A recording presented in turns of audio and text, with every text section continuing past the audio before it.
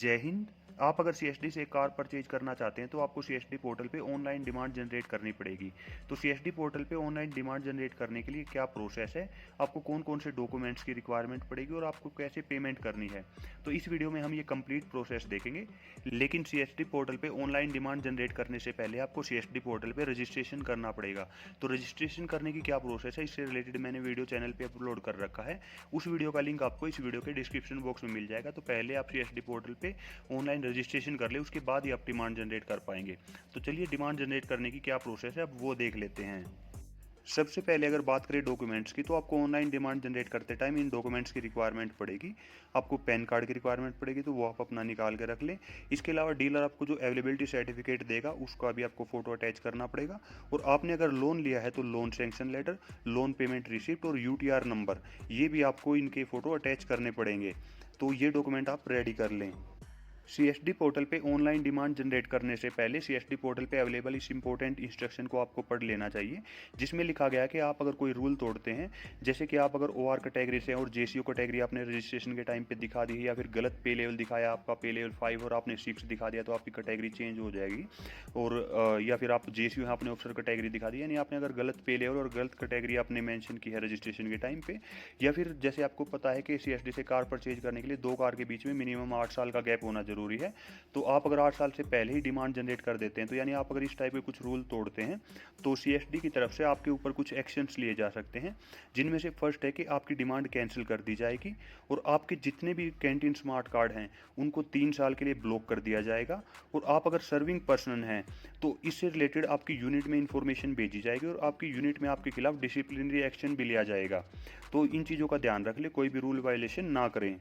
तो चलिए अब ऑनलाइन डिमांड प्रोसेस देख लेते हैं। तो सबसे पहले आपको अपने फ़ोन में क्रोम ब्राउज़र ओपन कर लेना है और सर्च बार में आपको afd.csdindia.gov.in को सर्च कर लेना है। तो जो ये फर्स्ट रिजल्ट आपके सामने आएगा, इस पर आपको क्लिक कर देना है। इसके बाद टॉप कॉर्नर में राइट साइड पे जो ये 3 डॉट्स दिए गए हैं, इस पर क्लिक करना है। और जब आप इसमें नीचे की तरफ आओगे तो जो डेस्कटॉप साइट है, इस पर आपको क्लिक कर देना है, यानी आपका डेस्कटॉप वर्जन आपका ओपन हो जाएगा। इसके बाद आपको शॉप नाउ पे क्लिक करना है। शॉप नाउ पे क्लिक करोगे तो आपके सामने लॉगिन का ऑप्शन आ जाएगा। इसमें फर्स्ट में आपको अपना यूजर नेम डालना है, उसके बाद उसके नीचे पासवर्ड, जो आपने रजिस्ट्रेशन के टाइम पे पासवर्ड क्रिएट किया था वो डालना है, और उसके नीचे जो ये कैप्चा दिया होगा ये कैप्चा एंटर करना है और फिर आपको लॉगिन कर लेना है। तो जब आप ये सब करके लॉगिन कर लोगे तो आपके सामने सीएसडी पोर्टल का जो होम पेज है वो ओपन होके आ जाएगा, जिसमें आपको डिफरेंट बाइक्स, कार्स और बाकी प्रोडक्ट्स जो भी अवेलेबल है वो दिखाई देंगे। और लेफ्ट साइड में आपको कैटेगरी वाइज भी दिखाई देंगे। तो आप इन कैटेगरी वाइज में जाके भी सर्च कर सकते हैं और वैसे भी सर्च कर सकते हैं। और अगर ये आप ये नहीं करना चाहते तो सबसे सिंपल, जब थोड़ा ऊपर की तरफ आओगे तो ये सर्च प्रोडक्ट का जो ये बॉक्स दिया गया है, इसमें हम सिंपली नाम डाल देते हैं। तो जैसे मैं ब्रेजा डाल देता हूँ, तो मैं ब्रेजा की आपको डिमांड प्लेस करके दिखाता हूँ। तो जब मैं यहाँ पे ब्रेजा सर्च कर लेता हूँ, ब्रेजा डाल के इसके बाद हमें यहाँ पे सर्च कर लेना है। तो जब हम सर्च करेंगे तो इसके बाद हमारे सामने जो भी ब्रेजा के जितने भी वेरिएंट्स सीएसडी में अवेलेबल है वो सारे ओपन होके आ जाएंगे। तो अभी आप देख सकते हैं कि ब्रेजा के जितने भी वेरिएंट सीएसडी में अवेलेबल है वो ओपन होके आ गए हैं। तो आप इनमें से जो भी वेरिएंट सेलेक्ट करना चाहते हैं वो सिलेक्ट कर सकते हैं। तो यहाँ पे जो फर्स्ट वेरिएंट ब्रेजा एलेक्सा है उसको मैं सिलेक्ट कर लेता हूँ। तो आप जब इस पर क्लिक करोगे तो ये पेज आपके सामने ओपन होके आ जाएगा। तो इसमें आपको फिर कुछ डिटेल्स सिलेक्ट करनी है। तो यहाँ पे कुछ बॉक्सेस दिए गए हैं। तो जैसे सबसे पहले जो फर्स्ट बॉक्स है कलर का, तो इसमें आपको कलर सिलेक्ट करना है। तो इस वेरिएंट में जितने भी कलर्स अवेलेबल होंगे वो आपके सामने आ जाएंगे और जो कलर आप चाहते हो वो सिलेक्ट कर सकते हैं। इसके बाद नीचे जो प्राइस जोन वाला बॉक्स है, तो इसमें आप जिस भी स्टेट से कार परचेज कर रहे हैं वो स्टेट आपको यहाँ पे इस बॉक्स में सिलेक्ट कर लेना है। तो मैं सिलेक्ट कर लेता हूँ।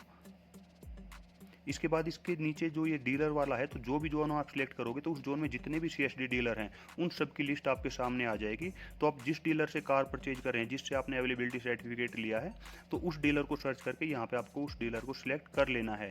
तो मैं यहाँ पे सिलेक्ट कर लेता हूँ। इसके बाद जब इसके नीचे की तरफ आएंगे तो आपको फिर डिपो सिलेक्ट करना है। तो वो डीलर जिस डिपो के अंडर में आ रहा होगा तो वो डिपो यहाँ पे आ जाएगा, वो डिपो आपको सिलेक्ट कर लेना है। इसके बाद नीचे सबसे लास्ट में आपको यूआरसी सिलेक्ट करनी है। यूआरसी सिलेक्ट करने से पहले जो ग्रीन कलर में दिया गया है इसको पढ़ लें। इसमें लिखा गया है कि यूआरसी सिलेक्ट करते टाइम आप थोड़ा कोशिश रहें, क्योंकि जो आप ये यूआरसी सिलेक्ट करेंगे उसी यूआरसी में आपको फिजिकली जाके जो एलएस ऑर्डर है वो कलेक्ट करना है। तो इसलिए ये सिलेक्ट करते टाइम ध्यान रखें, क्योंकि बाद में आपको वहीं पे जाके एलएस ऑर्डर मिलेगा। तो जब आप ये सिलेक्ट कर लेंगे तो जो फाइनल प्राइस है वो आ जाएगा। और उसके बाद आपको नीचे जो ये चेकआउट का बटन दिया गया है, इस चेकआउट पे क्लिक कर देना है। तो जब आप चेकआउट पे क्लिक कर देंगे तो आपके सामने नेक्स्ट पेज ओपन होके आ जाएगा। तो जो ये नेक्स्ट पेज है, इसमें यहाँ पे कुछ इंस्ट्रक्शन दी गई हैं जिनको रेड कलर से हाईलाइट किया गया है, जिसमें बताया गया है कि आपको केवल जो लोन पेमेंट है वही केवल आपको जो CSD हेड ऑफिस का जो अकाउंट है उसमें डायरेक्ट ट्रांसफ़र करनी है।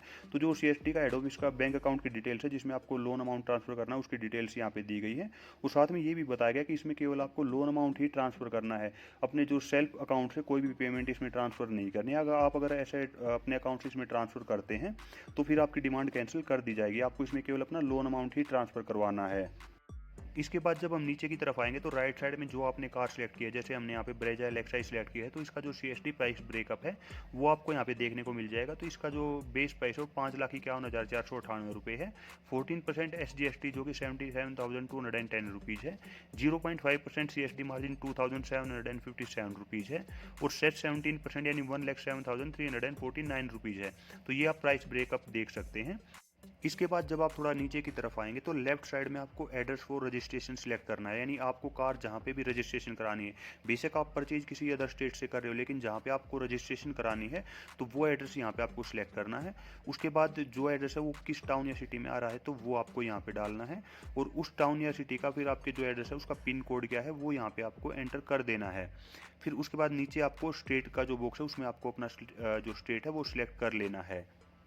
रजिस्ट्रेशन एड्रेस फिल करने के बाद जब आप नीचे की तरफ आएंगे तो यहाँ पे ये पूछ रहा है कि did you purchase AFD1 item same category earlier from CSD, यानी आपको ने सेम कैटेगरी का आइटम परचेज किया CSD से तो आप येस कर सकते हैं। अगर आपने नहीं परचेज किया तो आप नो पे टिक करें। इसके बाद जब आप थोड़ा और नीचे की तरफ आएंगे तो यहाँ पे आपको अपना पे लेवल सेलेक्ट करना है। तो जिस कैटेगरी के को आपने सेलेक्ट किया होगा तो उसमें जो भी पे लेवल अवेलेबल है वो आपके सामने आ जाएंगे। तो जो आपका पे लेवल है तो वो यहाँ पे आपको सिलेक्ट कर लेना है। इसके बाद पेन कॉपी, तो आपको जो पैन कार्ड है उसका आपको एक फ़ोटो लेना है और वो यहाँ पे अपलोड करना है। तो मैंने वो फ़ोटो ले रखा तो मैं यहाँ पे वो अपलोड कर देता हूँ। तो चूज़ फाइल में जाएंगे तो जो आपके फ़ोन में वो फ़ोटो अवेलेबल होगा उसको आपको सिलेक्ट कर लेना है और वो फ़ोटो फिर आपको यहाँ पे अपलोड कर देना है। तो मैं यहाँ पे अपना पैन कार्ड का फ़ोटो अपलोड कर देता हूँ। इसके बाद नेक्स्ट बॉक्स में आपको अवेलेबिलिटी सर्टिफिकेट अपलोड करना है। तो जैसे ये अपलोड हो जाएगा ये ग्रीन बॉक्स आ जाएगा, ये जो रेड है अभी ग्रीन हो जाएगा। तो अब मुझे यहाँ पे अपना जो अवेलेबिलिटी सर्टिफिकेट मुझे डीलर ने दिया है वो यहाँ पे अपलोड करना है। आप अगर इन चीज़ों के PDF बना के रख लेंगे तो वो ज़्यादा बेटर रहेगा। वैसे आप JPG में भी अपलोड कर सकते हैं बट कुछ चीज़ें आपको PDF में ही अपलोड करनी है। तो आप अगर सब चीज़ों का PDF बना के रख लेंगे तो वो ज़्यादा बेटर रहेगा। तो यहाँ पर मैं जो अवेलेबिलिटी सर्टिफिकेट है वो अपलोड कर देता हूँ। तो अभी ये जैसे ही अपलोड हो जाएगा तो ये ग्रीन बॉक्स हो जाएगा। तो ये भी ग्रीन हो गया है, नहीं जो अवेलेबिलिटी सर्टिफिकेट है वो भी अपलोड हो गया। अब नीचे पूछ रहा है हैव यू टेकन लोन, तो आपने अगर लोन लिया है तो आप येस पे क्लिक करें। अगर आपने लोन नहीं लिया, आप सारी पेमेंट ऑनलाइन पेमेंट गेटवे से ही करेंगे तो आप नो पे क्लिक कर सकते हैं। तो मैं यहाँ पे आपको दोनों ऑप्शन दिखा देता हूँ कि आप अगर लोन से पेमेंट कर रहे हैं तो सबसे पहले हम लोन पेमेंट पे येस कर देते हैं। तो आप अगर लोन से पेमेंट करें तो आपको क्या करना है, तो आप जैसे येस पे क्लिक करेंगे तो आपके सामने ये बॉक्सेज ओपन हो जाएंगे। तो फर्स्ट में आपको लोन अमाउंट डालना है, आपने जितना लोन लिया है वो लोन अमाउंट आपको यहाँ पे फिल कर देना है। तो मैं यहाँ पे फिल कर देता हूँ।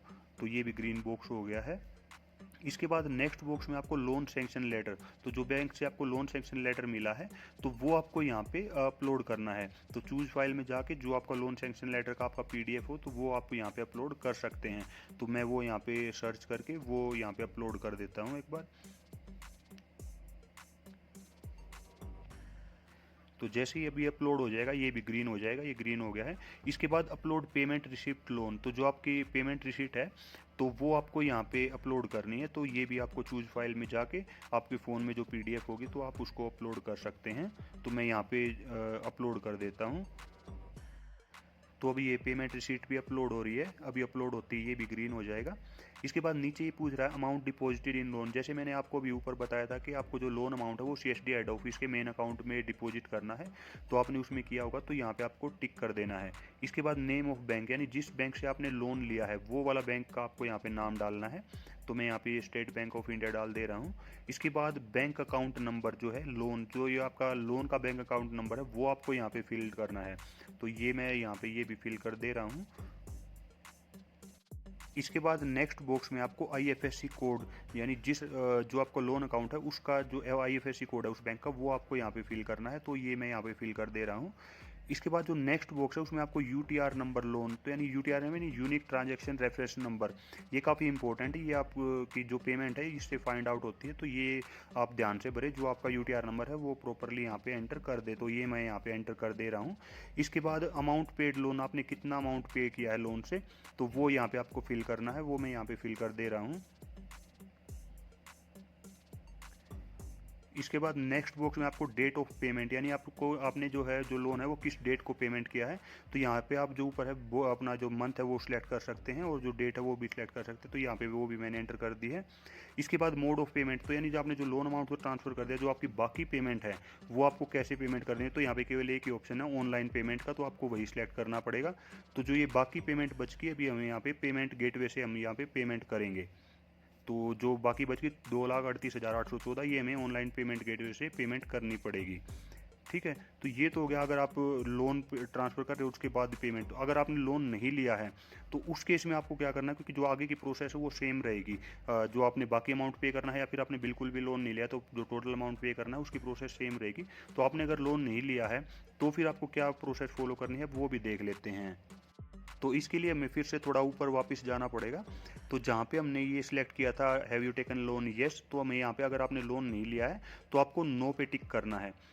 तो आप जैसे ही नो पे टिक करते हैं तो आपके सामने जो ये लोन वाले ऑप्शंस थे वो सारे हट जाएंगे और उसके बाद आपके सामने मोड ऑफ पेमेंट केवल एक ही ऑप्शन बच जाएगा, ऑनलाइन पेमेंट, यानी आपको केवल पेमेंट गेटवे से ही पेमेंट करनी है। तो जब आप इस ऑनलाइन पेमेंट पे टिक करेंगे तो जो भी ऑनलाइन पेमेंट के ऑप्शंस है वो आपके सामने जो भी हैं सारे ओपन होकर आ जाएंगे। तो इसमें जैसे हैं आप नेट बैंकिंग, यूपीआई, ई चालान, क्रेडिट कार्ड और डेबिट कार्ड से पेमेंट कर सकते हैं। तो मैं यहाँ पे नेट बैंकिंग सेलेक्ट कर रहा हूँ क्योंकि क्रेडिट या डेबिट कार्ड से ज़्यादा थोड़ा सा चार्ज लगता है। उसके बाद नेक्स्ट जो बॉक्स है उसमें हम आपको name of first account holder, तो आपके अकाउंट जिस भी नाम से है तो वो आपको यहाँ पे एंटर करना है, तो यहाँ पे मैं एंटर कर दे रहा हूँ। इसके बाद नेक्स्ट बॉक्स में आपको जो भी आपका अकाउंट नंबर है वो यहाँ पे आपको फिल करना है, तो मैं ये अपना अकाउंट नंबर यहाँ पे फिल कर दे रहा हूँ। इसके बाद नीचे जो बॉक्स दिया गया है इसमें आपको टिक करना है जिसमें है कि this is to certified that online payment is being made from my own account, यानी जो बेनिफिशियरी है ये केवल उसी के अकाउंट से पेमेंट करनी है, किसी भी रिलेटिव के अकाउंट से पेमेंट नहीं करनी है, अपने सेल्फ अकाउंट से ही पेमेंट करनी है। उसके नीचे रिमार्क्स बॉक्स दिया गया है जिसमें आप कुछ भी लिख सकते हैं, जो भी आप चाहे यहाँ पे लिखना चाहे वो लिख सकते हैं। फॉर एग्जाम्पल मैं यहाँ पे लिख देता हूँ, sir please issue LS order as soon as possible. तो अब हमने सारी डिटेल्स फिल कर दी हैं। आप अगर चेक करना चाहो एक बार दोबारा से चेक कर सकते हो ताकि कुछ गलत ना आपने फिल किया हो। अगर आप कुछ एडिट करना चाहो तो अभी कर सकते हो। तो जब हम ऊपर आते हैं तो जो ये प्राइस ब्रेकअप दिया गया है इसके नीचे कुछ इंपॉर्टेंट इंस्ट्रक्शंस दी गई हैं जिनको आप एक बार ज़रूर पढ़ लें डिमांड जनरेट करने से पहले। तो ये जो इंस्ट्रक्शन है जो मैंने आपको जो शुरू में बताई थी, तो जो पॉइंट नंबर 3 है वो यहाँ पे देख सकते हो, जो वायलेशन है ऑफ रूल्स है तो उससे रिलेटेड तो ये बहुत सारी इंस्ट्रक्शन है। ये एक बार आप ऑर्डर जनरेट करने से पहले इन सारी इंस्ट्रक्शंस को एक बार अच्छे से ज़रूर पढ़ लें। तो यहाँ पे ये कुछ 12-13 इंस्ट्रक्शंस दी गई हैं, तो इनको एक बार जब आप अच्छे से पढ़ लेंगे तो इसके बाद जब नीचे की तरफ आएंगे तो यहाँ पे लिखा I accept an undertaking that in case details provided by me are found to be incorrect I will be liable for disciplinary action serving CSD facility will be withdrawn ex serviceman. तो इस box को tick करने के बाद आपको simply generate demand पे click कर देना है। तो जब आप इस पर क्लिक कर देंगे तो आपके सामने ये नोटिफिकेशन आएगी जिसमें आपने जो भी डिटेल्स फिल की हैं, जो भी यूआरसी सिलेक्ट की है और जो भी आपकी डिटेल्स आपने फिल की हैं अभी डिमांड जनरेट करते टाइम, वो आपके सामने आ जाएंगी। और ये आपको एक बार फिर से यानी दिखा रहा है कि भाई आपने ये डिटेल्स फिल की हैं, आप अगर इनको कुछ चेंज करना चाहते हैं तो अभी कर सकते हैं। तो आप ये सारी डिटेल्स एक बार फिर से देख सकते हैं। अगर आपको कुछ गलत लगता है तो आप बैक जाके फिर से इनको चेंज कर सकते हैं। अगर आपको लग रहा है कि आपने सारी डिटेल्स ठीक से फिल की है, कोई आपने गलत डिटेल फिल नहीं की है, तो फिर आप सबमिट पे क्लिक कर सकते हैं। तो मैं यहाँ पे सबमिट पे क्लिक कर देता हूँ।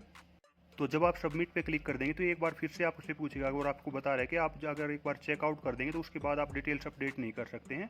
तो अगर आप श्योर हैं तो ही प्रोसीड करें। तो आप अगर 100% श्योर है तो फिर ओके पे आप क्लिक कर सकते हैं। तो मैं यहाँ पे ओके पे क्लिक कर देता हूँ। तो जब आप ओके पे क्लिक कर देंगे तो आपके सामने पेमेंट के लिए जो ये ऑप्शन है ये आ जाएगा। इसमें आपको अपनी कॉन्टैक्ट डिटेल फिल करनी है, ईमेल आईडी ऑटोमेटिक आपकी फिल होकर आ गई। तो आप कॉन्टैक्ट डिटेल फिल करने के बाद फिर से आपको प्रोसीड पे क्लिक कर देना है। और जब आप प्रोसीड पे क्लिक करेंगे तो फिर आपके सामने ये पेमेंट के ऑप्शंस आ जाएंगे। आपको कार्ड से पेमेंट करनी है, नेट बैंकिंग से पेमेंट करनी है, ईएमआई क्रेडिट कार्ड से वो करना है या फिर बैंक ट्रांसफ़र करना है। तो जो भी आपको ऑप्शन ठीक लगता है, जो भी आपको चाहते हो, तो या तो आप बैंक ट्रांसफ़र करो या फिर नेट बैंकिंग के थ्रू ट्रांसफ़र कर सकते हो, ये ज़्यादा बेटर ऑप्शन है। तो मैं यहाँ पे नेट बैंकिंग के थ्रू कर रहा हूँ और मैं यहाँ पे एसबीआई अपना बैंक मैंने सिलेक्ट कर लिया है। वो अपना बैंक सेलेक्ट करके जब आप नीचे आओगे तो जो पे नाउ का बटन है इस पर क्लिक करना है। तो फिर से आपके सामने ये पेमेंट का ऑप्शन आएगा, तो यहाँ पे आपको जो पे नाउ दिख रहा है यहाँ पे फिर से क्लिक करके आपको अपनी पेमेंट कर देनी है। पेमेंट करने के बाद आपको CSD पोर्टल का जो होम पेज है इसमें मेन्यू का बटन दिया गया है रेड में, इस पर क्लिक करना है। और उसके बाद नीचे जब आएंगे तो जो डिमांड प्लेस्ड है यहाँ पे ये ऑप्शन है, जो डिमांड प्लेस्ड है इस पर आपको क्लिक करना है। तो इस पर क्लिक करेंगे तो यहाँ पे आपकी जो भी डिमांड है इसकी पूरी जो समरी शीट है वो आपको यहाँ पे दिखा देगा। तो जो भी आपका स्टेटस है, जैसे यहाँ पे अभी पेंडिंग पेमेंट है क्योंकि मैंने अभी पेमेंट नहीं करी है, तो अगर आपकी पेमेंट हो गई तो ये प्रोसेसिंग पेमेंट दिखाएगा। और फिर बाद में जब आपका LS ऑर्डर जनरेट हो जाएगा तो यहाँ पे वो LS ऑर्डर जनरेटेड भी दिखा देगा। नॉर्मली 3 से 4 दिन में LS ऑर्डर जनरेट हो जाता है और जो स्टेटस है यहाँ पे भी दिखा देगा और आपका जो रजिस्टर्ड मोबाइल नंबर है उस पर भी मैसेज आ जाता है।